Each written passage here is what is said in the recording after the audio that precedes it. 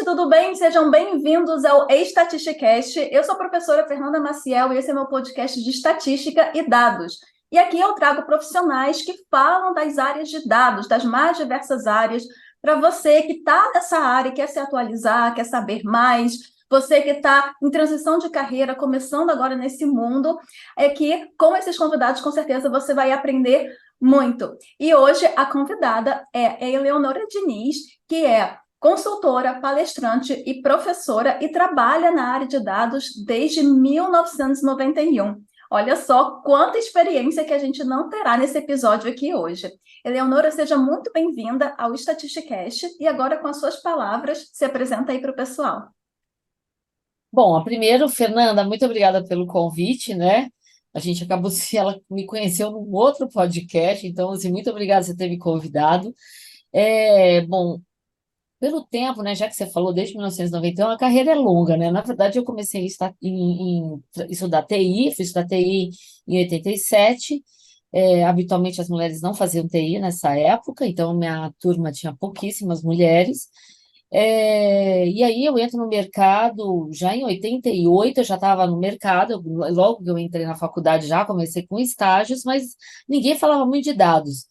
Em 89 que eu comecei a trabalhar com dados, mas não com a parte de trabalhar com dados na empresa. Eu fazia estágio na IBM e eu tive a possibilidade de conhecer SQL em 1989. Gente, a gente fala hoje, muita gente fala, o BigQuery do Google e não sei o que, qual base, não sei o que, e SQL. Gente, eu aprendi SQL, fui dar aula de SQL em 89, quando eu estava na IBM.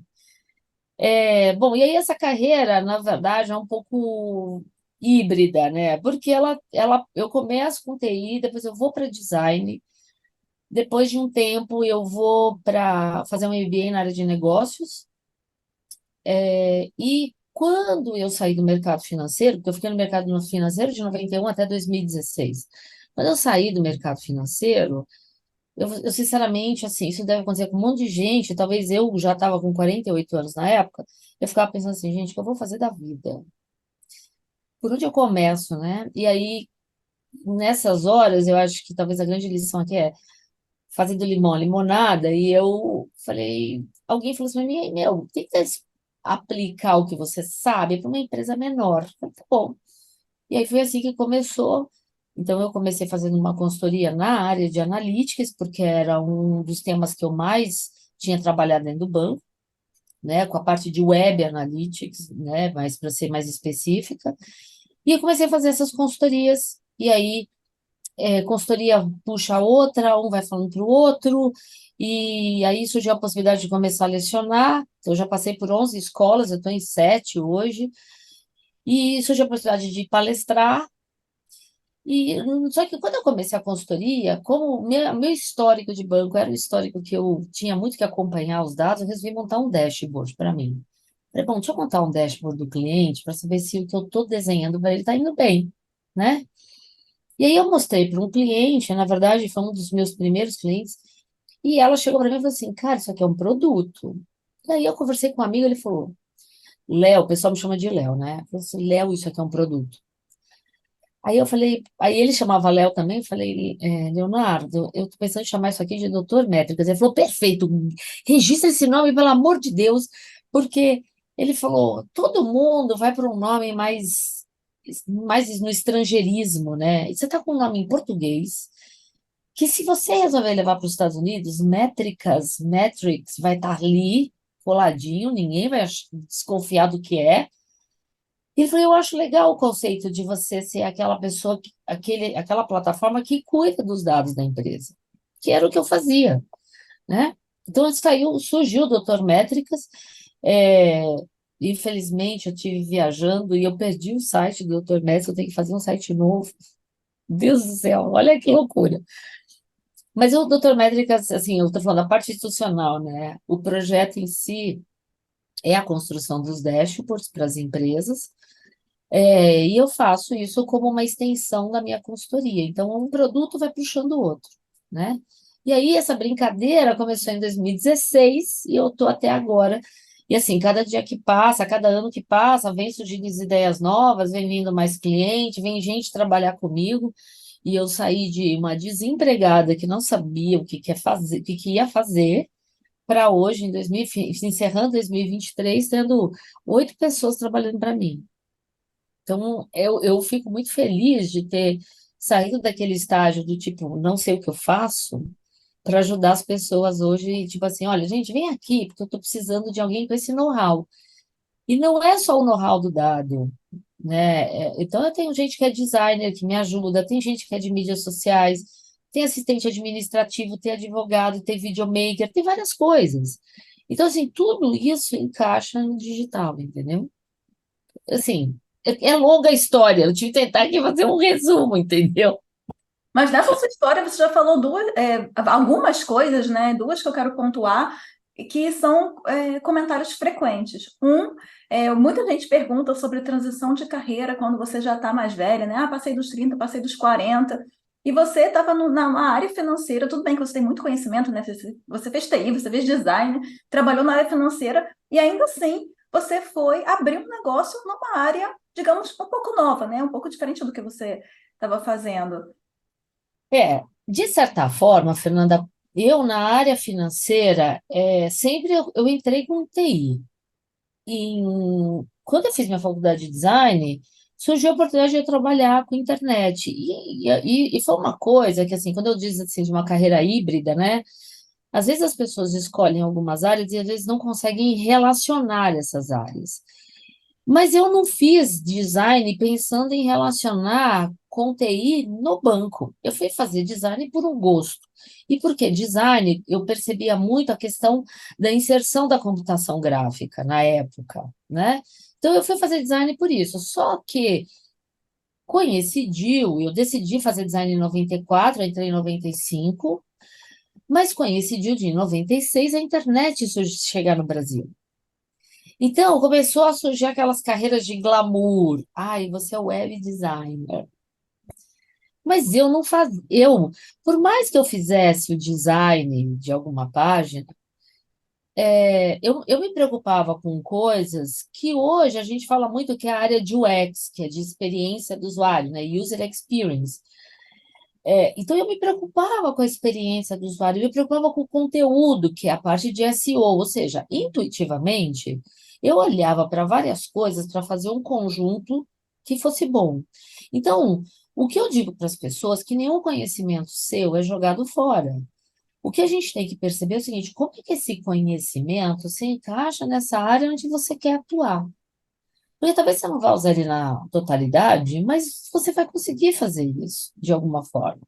Então, quando eu comecei, eu não entendia muito, às vezes, de produtos, eu tinha que entender dos produtos. Então, eu tinha um trabalho grande ali, de sentar com o usuário, de entender o produto, de traduzir isso de uma forma amigável para quem fosse consumir essa informação no site.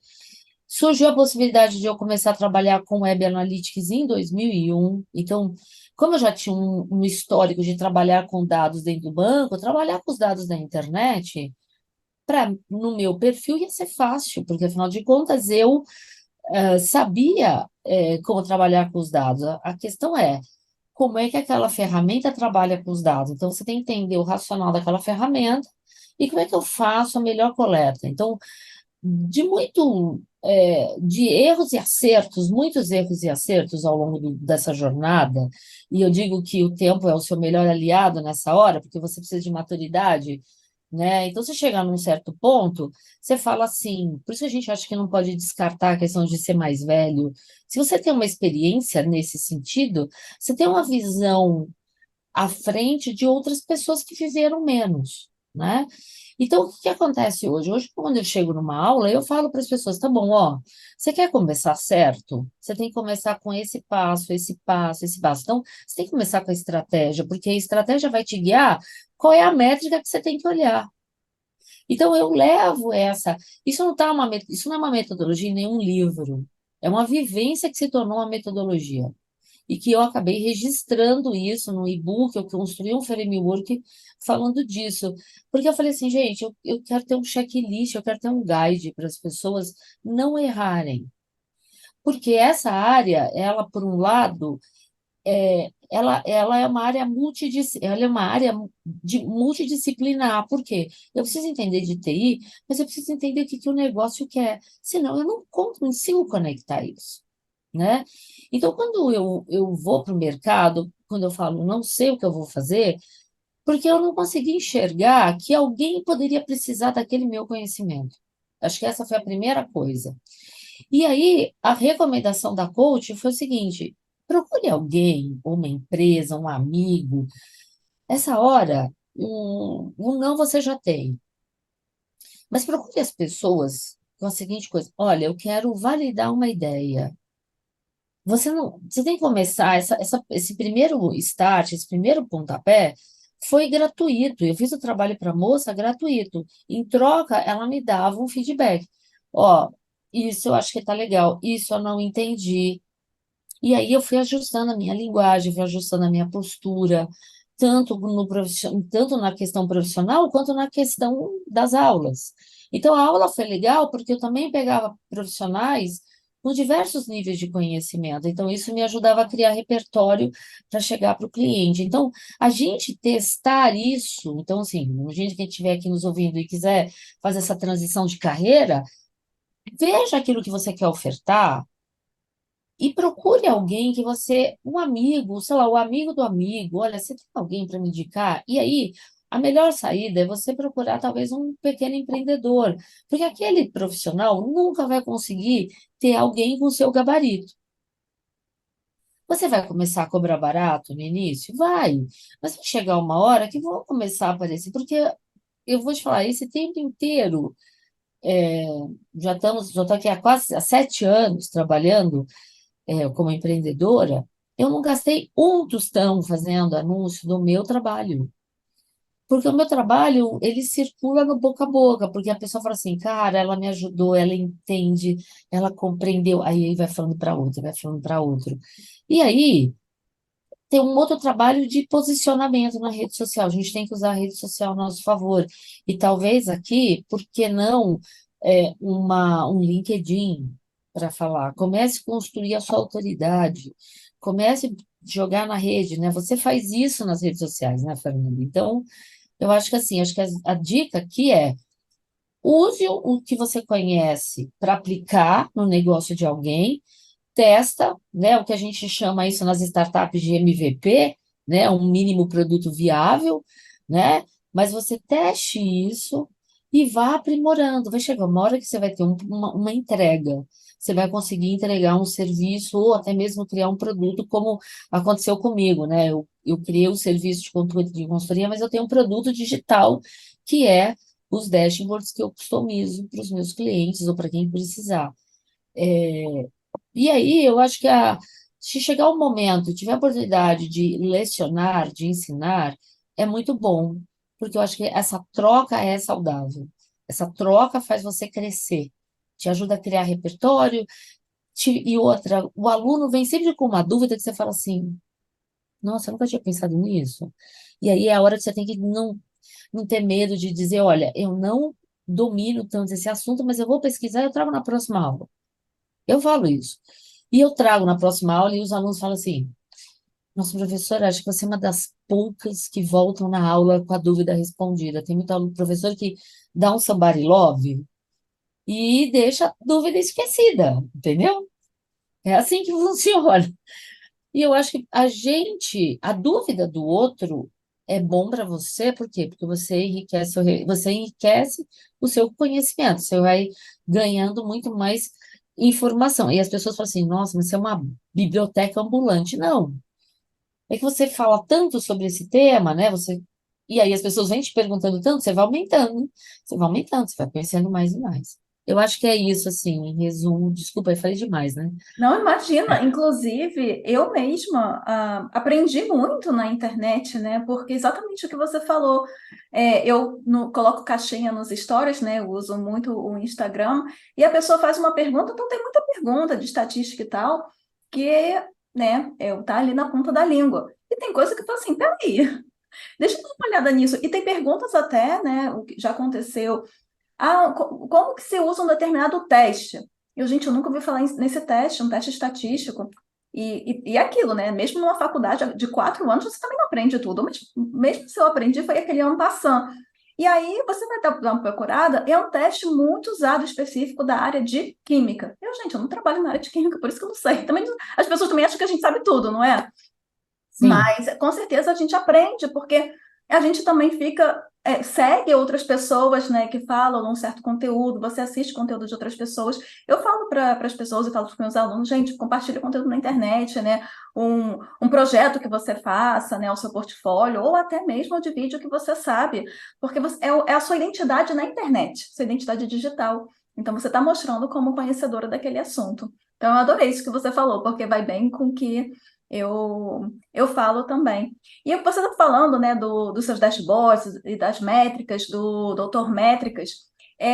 Para a pessoa que está muito entrando na área agora, o que que são métricas? Por que que a gente usa? Para que que servem essas métricas?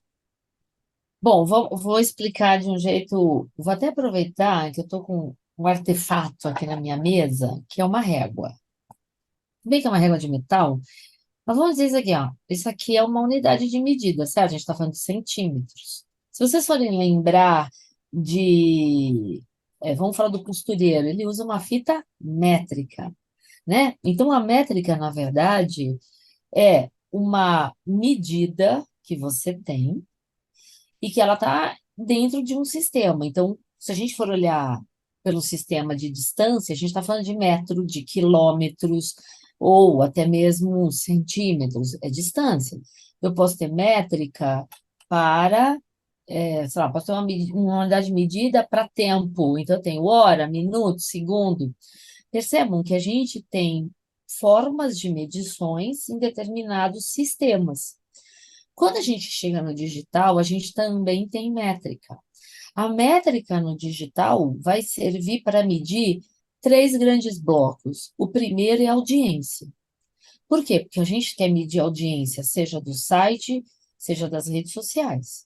Então, a gente vai ter métrica do tipo: quantos usuários chegaram? Quantas visitas eu tive? É, eu, quantos usuários são novos? Então, isso é um atributo que a gente tem ali.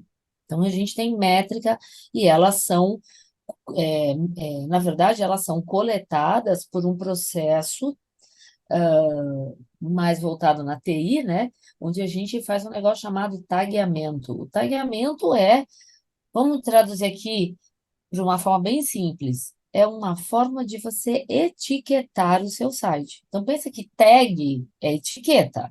Então, o que a gente está fazendo? A gente está pondo marcações, a gente está pondo etiquetas no site para coletar essa métrica. Então, a gente vai ter a métrica da audiência, mas a gente tem métrica para medir a interação. Elas estão muito mais relacionadas a tempo. Então, eu tenho tempo médio. Antes a gente falava tempo médio de permanência, né? Mas no Google Analytics 4 hoje a gente fala de tempo de engajamento, tempo médio de engajamento. O que é o engajamento? A gente mede o engajamento, se a gente for olhar o conceito da rede social, o engajamento é quando alguém interage com a sua postagem. De que forma? Ou a pessoa salva, ou ela tem alguma reação ali, dá um like, um coraçãozinho, uma risada, coisa do tipo. Ela pode compartilhar, ela pode comentar. Vamos falar que a gente tem três, quatro grandes blocos, né? Aqui, então, salvar, reação, comentar e compartilhar. Pois bem, quando a gente tem essas reações, obviamente a gente pode ter a reação do tipo, se tem uma rede social que deixa clicar no link, isso também pode ser um engajamento, tá? Por exemplo, o Twitter considera engajamento até clicar no perfil para ver o perfil da pessoa. Então, aí cada rede social tem a sua ação. Dentro de um site, a gente também tem engajamento medindo tempo de permanência que esse usuário fica no site, se ele vê mais de uma página, isso já significa engajamento. Se ele viu mais de uma página, é porque ele se interessou. Se ele realizou algum processo que é relevante, que é o que a gente chama de conversão, que é o terceiro bloco de métrica, a gente vai dizer assim, beleza, esse cara está engajado. Então, ele mostra interesse pelo tempo que ele fica, por quantidade de página ou porque ele faz uma conversão. Então, a gente diz que isso é uma sessão engajada. Então, quando a gente começa a contar, né, a sessão, a visita engajada, a gente começa a calcular o tempo médio que as pessoas ficam. Então, a gente tem uma métrica aqui de interação. E a gente também tem uma outra de interação que é, em média, quantas páginas um usuário vê no site. Então, percebe? A gente já trabalha com uma métrica calculada, eu já estou falando de média, né? Quando eu for para conversão, eu estou contabilizando a quantidade de vezes que alguém realiza uma ação relevante. Então, cada site vai ter sua ação relevante. Então, vou dar um exemplo aqui. No e-commerce, a ação relevante é o processo da compra. Então, que para quem é o dono do site, ele conseguiu fazer uma venda. Para quem é o usuário, ele fez uma compra. Mas aquele processo é um processo de conversão. Ou seja, aquilo vai gerar um retorno financeiro para mim.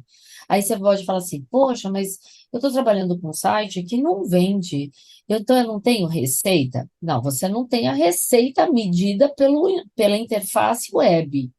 Mas você sabe quantos clientes você, ou possíveis clientes você conseguiu capturar porque ele preencheu o formulário de Fale Conosco, ou ele pediu para preencher um formulário de solicitação de um projeto, de uma máquina, um serviço, seja o que for.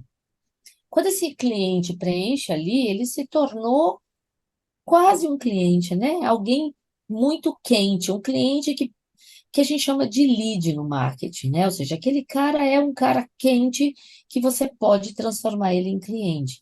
Isso é uma conversão para um B2B? Sim, é. O que as empresas que são, né, no B2B, ou seja, que é aquela visão, né, business to business, ou seja, empresa se relacionando com outra empresa, o que que elas, na verdade, devem fazer? Elas devem acompanhar esse cliente para saber se esse cliente vai vingar com um projeto, ou seja, vai rolar um projeto com esse cliente e quanto você ganha de receita. Então, você não tem uma receita medida pela interface de uma ferramenta de analytics, você tem uma receita que é medida depois. Então, o que a gente tem que fazer é tentar identificar esse cliente que chegou e dizer, olha, esse cliente veio da internet. Aí você começa a qualificar a sua base e entender. Ah, a internet me traz clientes que me geram uma receita, sei lá, em torno de R$ 10.000. Exemplo, né? Mas eu tenho um time de vendas que consegue realizar negócios na casa de R$ 50.000. Tá bom, de repente aquele cliente que veio com 10, amanhã se torna um cliente que vai gerar uma receita de 30, de 40, de 100 mil. Ou seja, a internet pode ser um canal promissor. Então, quando eu digo para os alunos, assim, a gente tem que entender muito, usar muitas ferramentas de analytics, é, para olhar a internet, para entender muito o comportamento, entender muito o que aquele usuário faz. E as métricas vão nos ajudar com isso. Então, a métrica é essa medida pequenininha. O que a gente faz dela é gerar um indicador. Então, a gente começa aqui, eu posso medir uma taxa de crescimento da minha audiência. Então, eu já tenho um indicador com base na audiência, ou seja, se eu tenho uma taxa de crescimento positiva, eu sei que eu estou trazendo mais gente para o meu site. O que a gente tem que fazer, tá bom. Adianta só saber a taxa de crescimento? Não. A gente está conseguindo aproveitar esse público. Aí aqui tem que entrar a conversão, a segunda conversão, ou seja, o seu objetivo principal. Então, quando a gente começa a trabalhar com indicador, a gente não pode olhar para um só. A gente tem que olhar para mais de um, porque o conjunto deles vai dizer se a minha performance está indo bem ou não. E aí eu defendo, né, em aula muito que indicador é um único número. Você ter um KPI é um conjunto desses indicadores que vai dizer o meu e-commerce está indo bem, o meu site está trazendo bons clientes, o meu conteúdo é relevante na internet, então eu não posso olhar para um. Então, a base é a métrica, e essa métrica nasce quando eu faço o processo de etiquetar. Então, se eu etiquetar errado, a métrica nasce errado, o indicador fica errado e o KPI fica errado. É uma cadeia.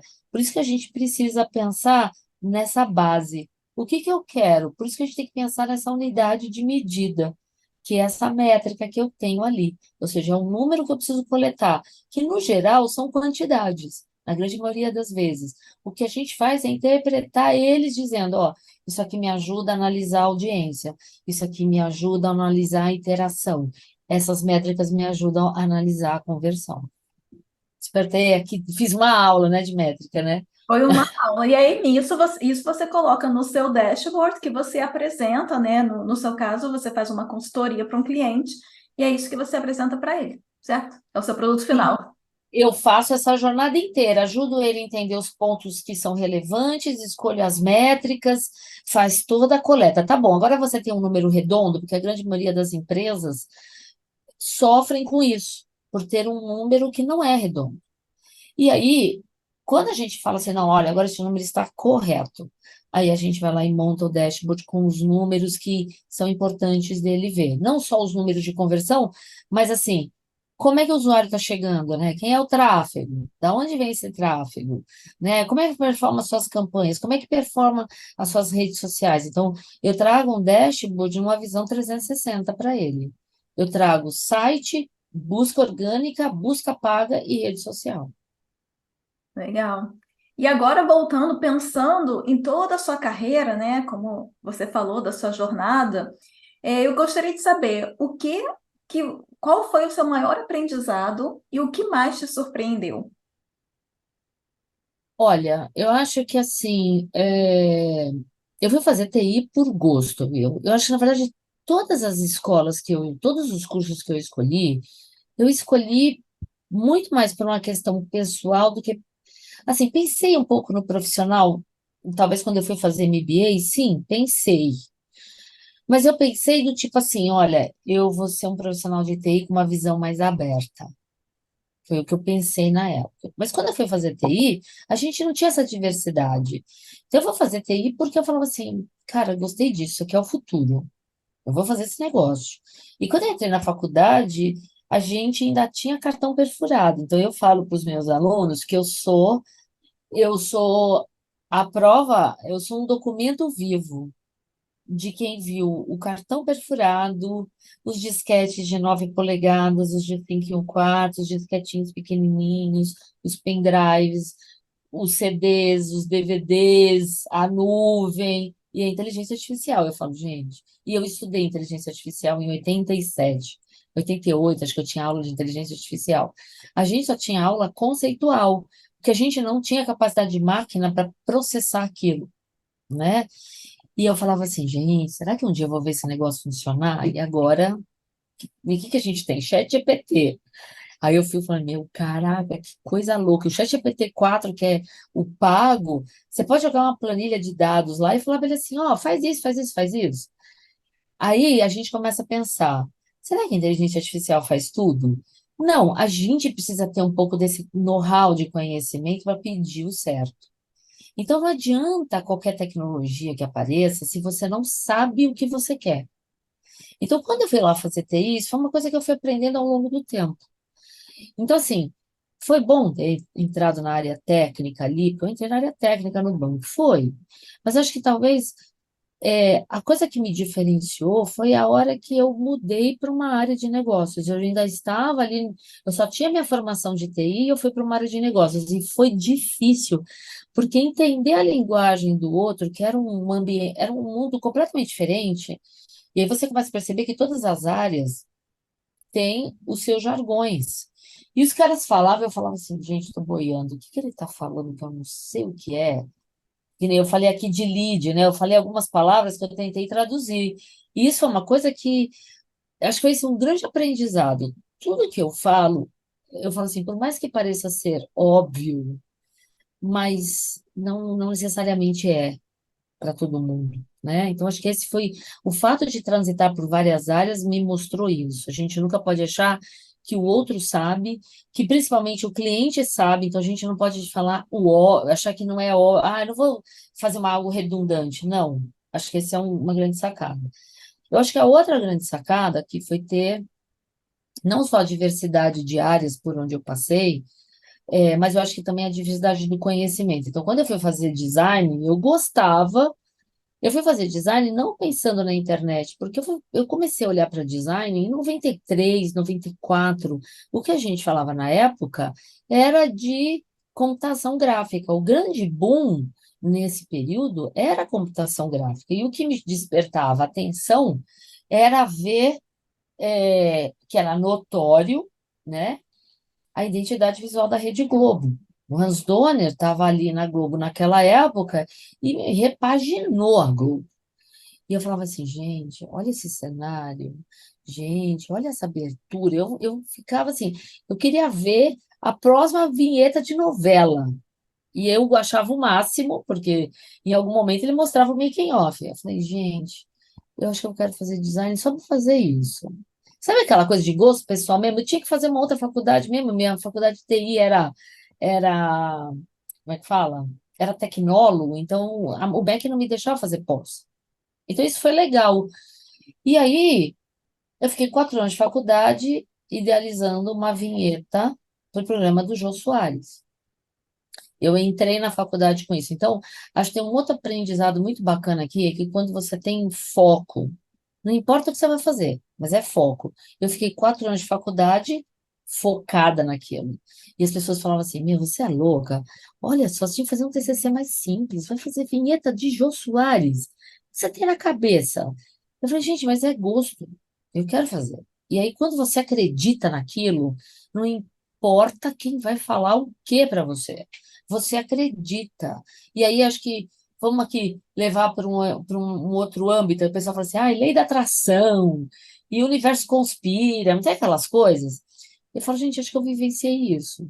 Tem gente que fala assim, ah, você entrou no estado de flow, né? Que você está focado. E aí eu fiquei focada. Então, eu acho que quando a gente tem o foco, e quando eu achei, no meu momento de empreendedorismo, acho que eu entrei nessa vibe do foco. Eu acho que as coisas fluem de um jeito, você fala assim, gente, mas está acontecendo isso mesmo? Não tô acreditando. E eu sei que esse projeto foi um negócio, para mim, assim, surpreendente. Eu fui parar em Los Angeles, nos estúdios de James Cameron, para ver processos de computação gráfica para o cinema.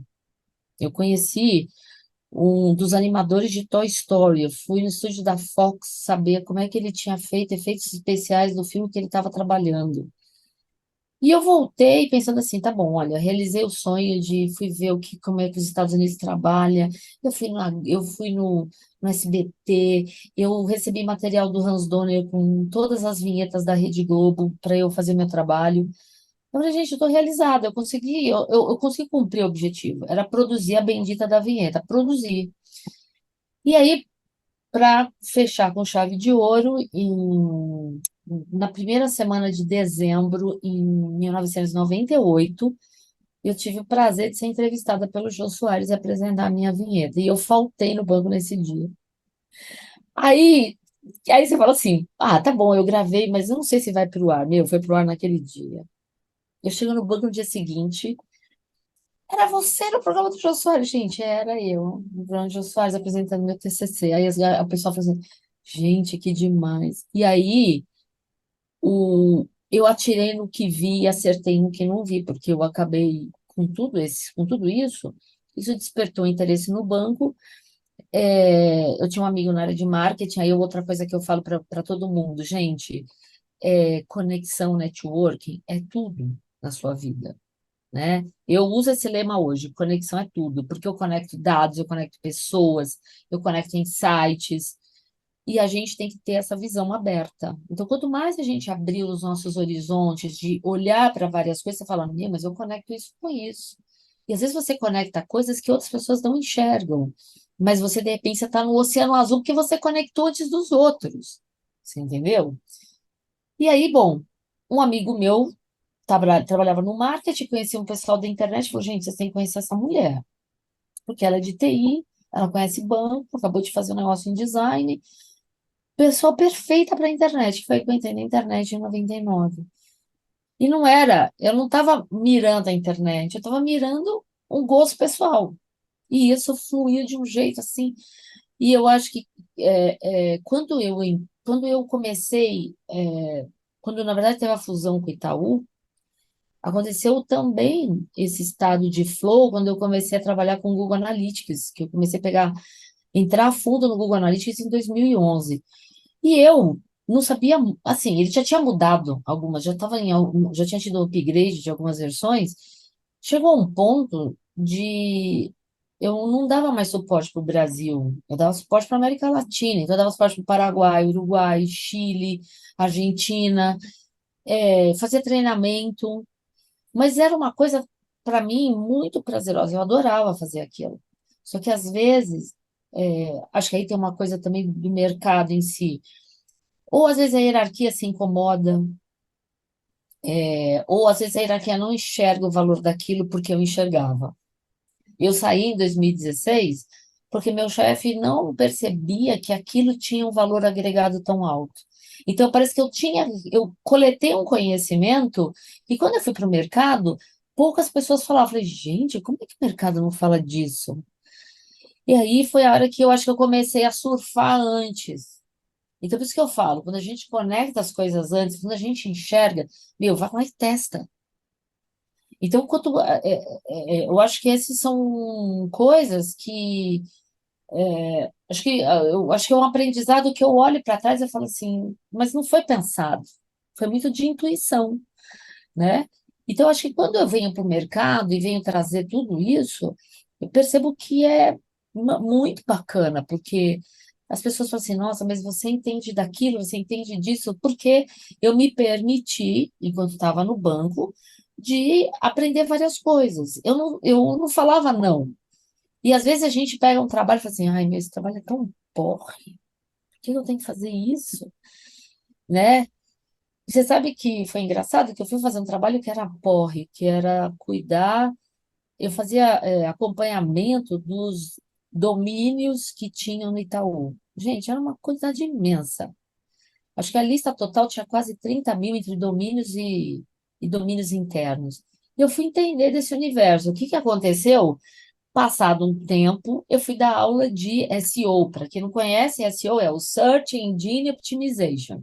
Ou seja, eu otimizo a arquitetura, o site, a estrutura do site para ser indexado na busca. Então, existe uma série de técnicas. E uma das coisas que a gente tem que aprender é domínio e subdomínio. Como é que eu aprendi isso? Porque eu tive que fazer aquele trabalho porre, entendeu? E aí, o mais legal é que quando a gente trabalha com analytics, eu tenho que me preocupar com domínio e subdomínio. Então, eu começo a falar para as pessoas, ó, então, se você for construir o site assim, assim, assim, você vai ter esse problema.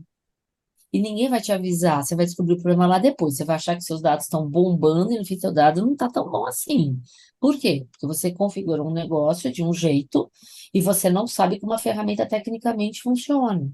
Então você não pode configurar desse jeito os seus sites. É assim, mas eu tenho que manter. Tá bom. Então, se você tem que manter, você tem que fazer esse procedimento para que o seu número fique redondo. Então, assim, só para trazer aqui para as pessoas imagine que a jornada de um usuário passe por dois sites com endereços diferentes. Se você juntar tudo isso para fazer uma análise única, o que vai acontecer? As ferramentas de analytics vão considerar dois usuários para estar saindo de um site indo para o outro. As ferramentas, elas são burras, elas não sabem que o seu cliente vai fazer uma jornada única. Então, você precisa declarar que você tem mais de um domínio. Se você tem subdomínios, você não precisa fazer isso, porque ele entende que o subdomínio é um filho do endereço principal. Então, você consegue. A visita se mantém. Existe o que a gente chama de persistência da visita. Ela se mantém e, por isso, ela acaba sendo a mesma. Então, tem muita gente que bate o olho e fala assim: nossa, mas eu estou bombando. Aí eu vou olhar o dado do cara no analista e falo: então, quem foi que colocou os dois tagueamentos na mesma propriedade, no mesmo repositório? Mas é porque o usuário faz isso. Eu falei, então, você está se enganando, porque o teu número está errado. Então, de novo, aquele conhecimento banal, técnico lá, né, que era um saco para mim, me ajudou a entender algo que hoje, e aí eu explico para as pessoas de um jeito muito mais amigável, entendeu? Então, eu acho que assim, é, é o que eu percebo disso tudo, né, em termos de carreira, né? Isso, na verdade, eu acho que é muito comum acontecer na nossa vida, né? A gente tem um trabalho chato, que a gente não sabe para que a gente está fazendo aquilo, e aí depois a gente vê, entendi e tal, né? Eu acho que as coisas meio que se encaixam no final. Eu queria comentar, eu achei interessante quando você falou assim, né, que você teve essa. não sei, perspicácia, eu acho, né, ou sensibilidade de perceber, fazer umas conexões antes das pessoas. É, e às vezes eu fico pensando que tem algumas pessoas que também conseguem fazer isso, mas elas pensam de uma forma diferente. Por exemplo, você falou assim, eu consigo conectar isso com isso, jogou para o mundo. E deve ter algumas pessoas, né? Eu conheço algumas pessoas que falam assim, mas ninguém fala sobre isso. Então, não deve ser nada. Mas ninguém fala sobre isso, você pode ser a primeira, né? Parece que é assim, não, se ninguém está falando sobre isso é porque também não vou falar, porque não é besteira. Então, se você, né, está aqui falando agora para os ouvintes, de repente você faz uma conexão, dado a sua experiência, dado alguma coisa que você estudou, e ninguém está falando sobre isso, coloca nas redes, né? Porque de repente você pode ser a primeira. Você descobre um oceano azul, porque você vai. E aí, se essa pessoa que está ouvindo a gente já tem essa vivência, por que não falar? Né? Exatamente. Você, Fernanda, começou a falar de estatística, talvez poucas pessoas falavam de estatística do jeito que você falava. E eu acho que tem uma outra coisa também que uma amiga minha falou. É, mesmo que você tenha uma visão de um tema que outras pessoas já falam, você vai falar assim, mas meu, o fulano de tal é top nesse assunto, eu vou falar, experimenta. Por quê? Porque às vezes a sua forma de explicar vai alcançar um público e eles vão se identificar com você.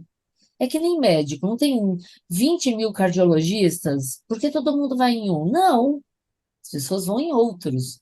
Então você tem, as pessoas vão criar uma identidade com você. É a mesma coisa do trabalho, sei lá, tem aqui, sei lá, algum empreendedor, eu faço trabalho, mas meu, sei lá, de repente o cara já tem já tem alguém que faz esse serviço para ele. O não você já tem. Uhum. Eu fui lá na porta quando eu fui parar em Los Angeles, eu procurei 5 vezes o cara que tinha o contato lá em Los Angeles. 5. Na quinta ele me atendeu. Eu falei, gente, eu só vou desistir. Pra você ver como é o foco. Eu vou só desistir quando eu falar, tá bom, eu tentei, né? Eu tentei. E isso aconteceram com outras pessoas que eu admiro, que são caras, feras internacionais. O Avinash, que é um papa do Analytics, né? Ele foi evangelista do Google por muitos anos. Eu mandei uma mensagem para o Avinash, falei, meu, mas vai acontecer o Avinash me falar não, né? Meu, o Avinash me aceitou no LinkedIn. Eu falei, nossa, não tô acreditando. A Avinash me aceitou. Eu falei, meu Deus. Aí tem um outro cara que eu uso muito o livro dele nas minhas aulas, que é o Jim Stern, que ele fala, ele é o fundador da Digital Analytics Association e ele é o cara que fala muito de mídias sociais. Eu mandei uma mensagem para ele, ele me aceitou. Mais do que isso, eu faço parte da Digital Analytics. E quando eu comecei a participar das primeiras reuniões, o Jim estava, e eu falei, Jim, eu sou muito sua fã. Eu estava com o livro dele aqui, eu falei, tá aqui o livro. Eu uso esse livro na minha aula. Aí ele me pediu o endereço. Cara, ele me mandou um livro autografado. Eu falei, não, você não tá acreditando. O cara me mandou um livro autografado. Aí você começa a perceber que é uma questão vai lá e, sabe assim, deixa a timidez de lado. As pessoas têm um pouco com essa, eu sou tímida, Não, gente, tem espaço para todo mundo, entendeu? Tem que ir lá. Você pode ser tímido, mas você pode ser inteligente pra caramba, e você tem um monte de conteúdo para compartilhar. Troca ideia, entendeu? Exatamente. E agora, além disso, né? Bota a cara a tapa, para de É, vergonha. O que você falaria para as pessoas que querem trabalhar nessa área? olha, a área de dados, vou te falar, eu acho que tem muitas coisas ali que estão adjacentes. Eu li uma vez um livro chamado Qual é a cor do seu paraquedas? Eu nem sei se ele existe mais, mas eu acho que eu tenho a versão em inglês, inclusive, que eu comprei dele, porque alguém indicou. E esse livro falava um negócio que eu nunca esqueci, e eu acho que a gente deve aplicar isso para a vida. Você quer trabalhar com dados, mas você ainda não manja de dados? Vai para essa área com o conhecimento que você tem, fazendo um trabalho adjacente. para você conhecer aquilo. Na hora que você estiver lá dentro, é mais fácil de você conhecer. E aí você vai aprendendo, você entrou, né? É uma forma. A outra forma é, eu conheço algo muito básico, tá bom? Entra lá sabendo que você sabe o basiquinho e fala para as pessoas, ó, eu tô aqui para fazer o básico, quero crescer junto com a empresa, blá, blá, blá. E aí segue o jogo, ou seja, ou você entra com um conhecimento adjacente, ou você entra com o seu conhecimento básico. Porque às vezes querer entrar, imagina você é um cara mais sênior, né? Mas você quer entrar numa empresa que, nossa, talvez tenha 1000 requisitos, vá com o seu conhecimento. Acho assim, veste a sandália da humildade e de repente entra, né, de um nível abaixo, mas que você esteja naquela área de ponta, né? Eu tentei 2 vezes entrar no Google. Eu participei por 2 processos seletivos e fui até o final. Primeiro feedback. Ah, você é overqualified. Ou seja, eu sabia muito e eles achavam que aquilo não ia adiantar. E aí a outra, eu acho que aí eu pequei. Porque eu disse para o cara que eu queria entrar naquela área, mas que eu queria expandir para outra. E o cara não gostou do que eu falei. Então, aí tá a sacada, entendeu? Então, acho que a gente tem que, sabe assim, entrar ali de mansinho e vai ganhando terreno, seja por um conhecimento adjacente, né? E você fala assim, pô, o que poderiam ser conhecimentos adjacentes? Tá bom, olha, eu sou uma pessoa, sei lá, eu sou um jornalista, né? A pessoa que é jornalista entende muito de, na hora de fazer um bom texto, na hora de montar fazer um bom lead, um bom call to action, né? Uma boa chamada, né? Você poderia entrar numa área onde você iria fazer parte da área de conteúdo. Vai chegar lá na área de conteúdo, você vai precisar consumir dados. Vai chegar uma hora que você vai começar a perceber quais são os dados que fornecem para aquela área. E aí você vai ter que começar a circular, e aí entra o networking, obviamente. Você vai começar a circular e vai entender que dados em outros lugares existem. Então você vai mordendo pelas beiradas, entendeu? O que aconteceu comigo é que eu fui mordendo pelas beiradas pela TI. E aí o que aconteceu? Aí eu me aproximei do marketing. O que acontecia? O marketing reclamava que nunca que ninguém da TI conseguia entender o que ele falava. Quem conseguia entender eles era eu. E aí o que aconteceu? Eu fui cair nos. Eu estou hoje em 7 escolas, e na maior parte delas em MBAs de marketing, sem estudar marketing. Por quê? Porque eu vivenciei com marketing, a minha vivência com marketing é longa. E aí, obviamente, vou ler um Kotler da vida, vou ler um outro livro de marketing, vou ler. Às vezes eu pego alguns livros mais de marketing, para entender o que essa galera fala. E a minha irmã estudou marketing, então eu também tenho alguém aqui para trocar uma figurinha. Então, isso é legal. De novo, o network. E aí, legal o network muitas vezes é de ter pessoas com conhecimentos não talvez tão distantes, mas, né, algo que esteja ali minimamente relacionado. Isso é saudável. E eu tenho gente, assim, claro que agora, por causa de aluno, já é uma diversidade, mas eu sempre tive cercado de pessoas com perfis muito diferentes, né? Então, isso também me ajudou a enxergar um pouco essa visão do outro lado da moeda, né? Então, eu fui, por exemplo, a minha vida inteira, eu era o cliente, o fornecedor que me atendia. Hoje, eu estou no papel do fornecedor. Então, o que que eu faço hoje? Eu tento prestar um serviço de qualidade para quem eu estou atendendo, com base naquilo que eu gostaria de que tivessem feito comigo quando eu era fornecedora. E teve gente que fez trabalho muito legal para mim. Então, hoje eu tenho um feedback extremamente positivo das empresas, porque as pessoas falam assim, pô, ninguém faz desse jeito. Ninguém me atende da forma como você atende, ninguém consegue enxergar a minha necessidade, entendeu? E aí você começa a se diferenciar. Legal. O que que você acha dessa área de dados? Como que está esse mercado? O mercado está crescendo, o mercado estagnou? Olha, eu acho que o mercado, o que eu percebo que assim, que dentro de marketing eu vejo muita gente ali no dado para marketing, né? Então, o que eu procuro aqui, eu sempre procuro tentar falar mais próximo do cara de marketing do que do cara de TI. Eu sempre procuro desse tipo.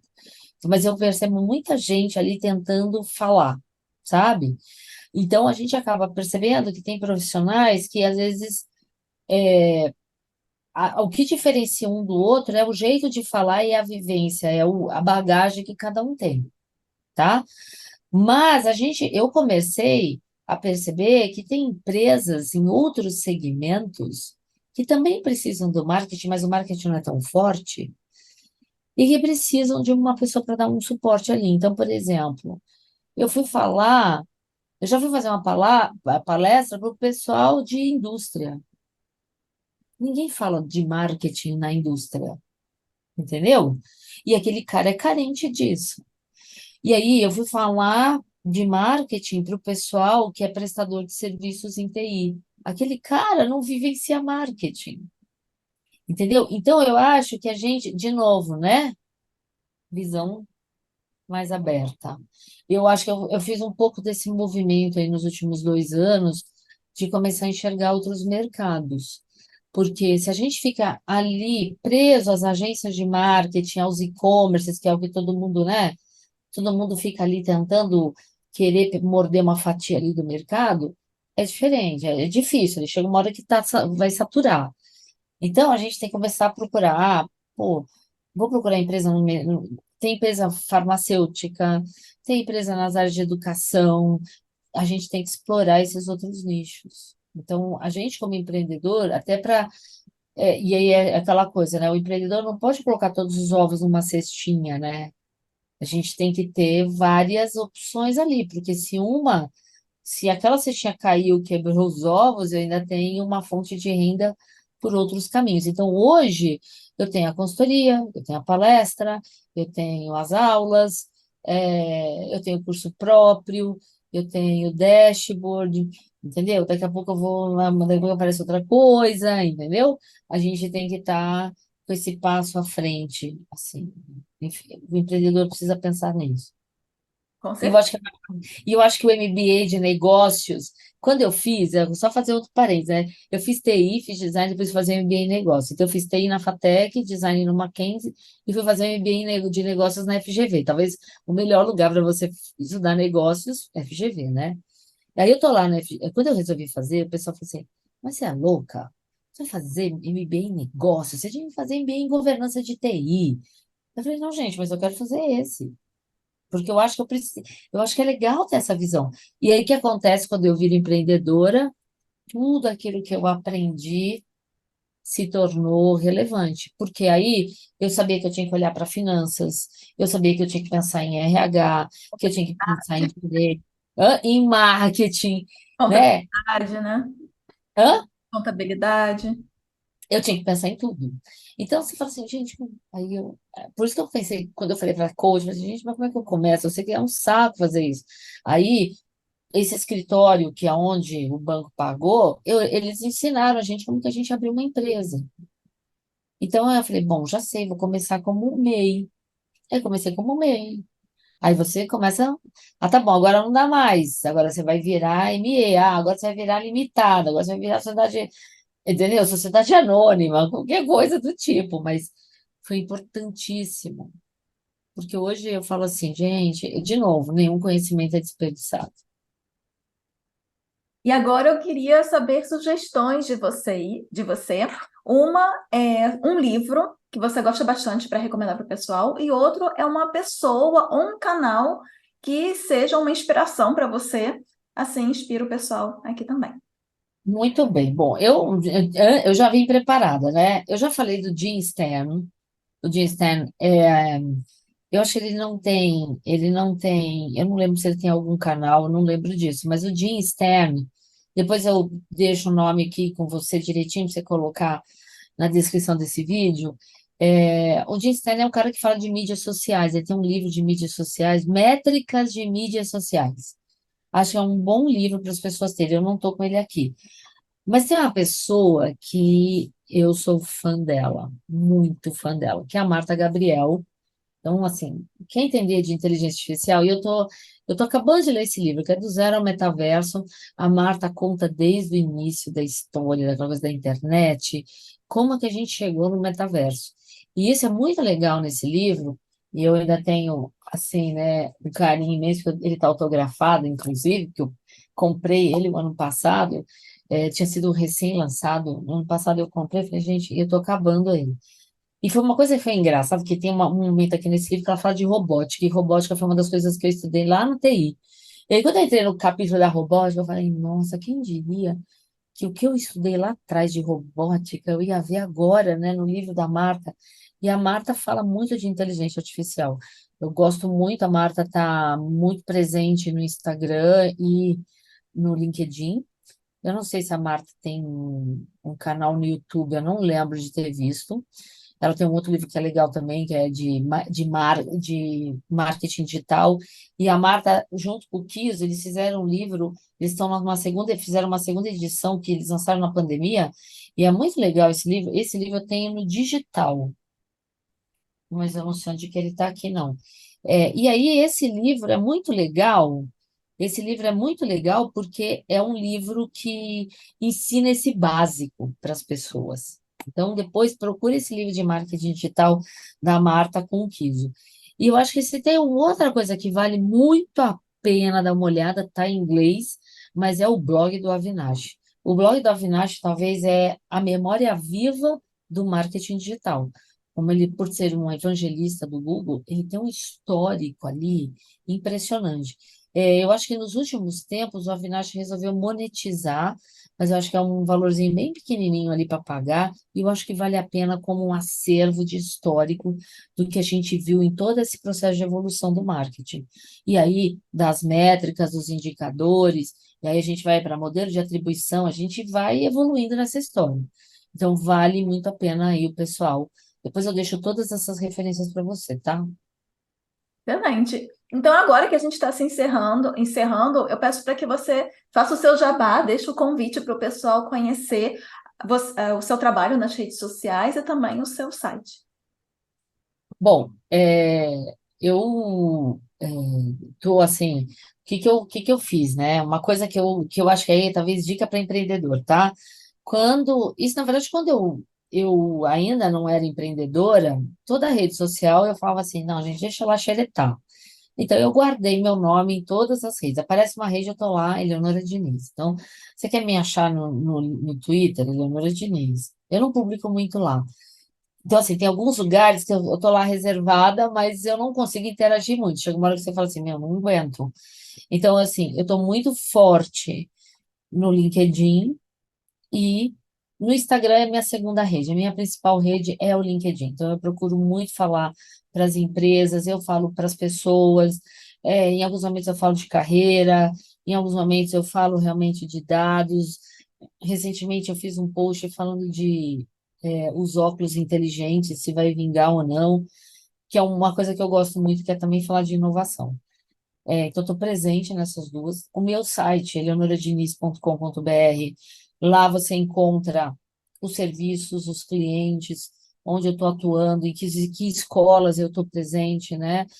Se eu tenho algum curso que está à venda pelas escolas, porque às vezes eu tenho cursos rápidos pelas escolas, ou eu tenho meu curso próprio lá no Hotmart, então eu criei um pacote que foi uma coisa que eu idealizei na pandemia, chamado Estudo de Dados, onde eu não falo só do Analytics, e, de novo, a visão 360. Então, eu falo, esse é um curso completo, onde eu falo de SEO, ou seja, como é que eu monto o meu site. Isso foi uma área que eu aprendi estando no banco.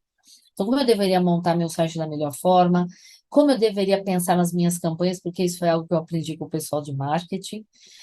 E como pensar nas redes sociais, que foi uma vivência que eu tive ao longo de muito tempo, de mexer com as redes sociais e também de conhecer pessoas de redes sociais, né? Que falam de redes sociais. Então eu faço um trabalho nesse curso, como tudo isso se conecta com Analytics e, obviamente, como é que a gente faz a melhor coleta, que é a parte de tagueamento. Então, ele é um pacote de cursos que ainda estou gravando uma parte, eu estou gravando, ele não está pronto. Então, Analytics está pronto, SEO já vai ser liberado em breve, Mas assim, só para vocês terem uma ideia, só de analytics são 60 aulas para vocês aprenderem, né? Você quer contratar só analytics, dá para fazer. Então, eu fiz um combo, mas você tem os cursos separados. E aí, eu tenho o Doutor Métricas, que eu comentei, perdi o site recentemente, mas a plataforma existe, onde a gente senta com o cliente, entende qual é a necessidade dele, e aí, de novo, eu conecto. No Doutor Métricas, eu tenho a parte de analytics, de SEO, de ads, de redes sociais. Então, dá para você conectar e fazer uma análise com tudo isso integrada aí, tá bom? Excelente. Eu quero muito agradecer a sua participação aqui no podcast. Você, né, a sua história, toda a diversidade da sua carreira e a união, né, de que afinal você conseguiu unir tudo e todo esse seu conhecimento. Então, pessoal, vocês que gostaram desse conteúdo, vão lá acompanhar a Leonora nos canais dela e conhecer os produtos dela também. Muito obrigada pela sua participação aqui e, Eu que pessoal, agradeço. até a próxima. Tchau, gente. Obrigada. Valeu, viu, Fernanda? Tchauzinho. Tchau, tchau.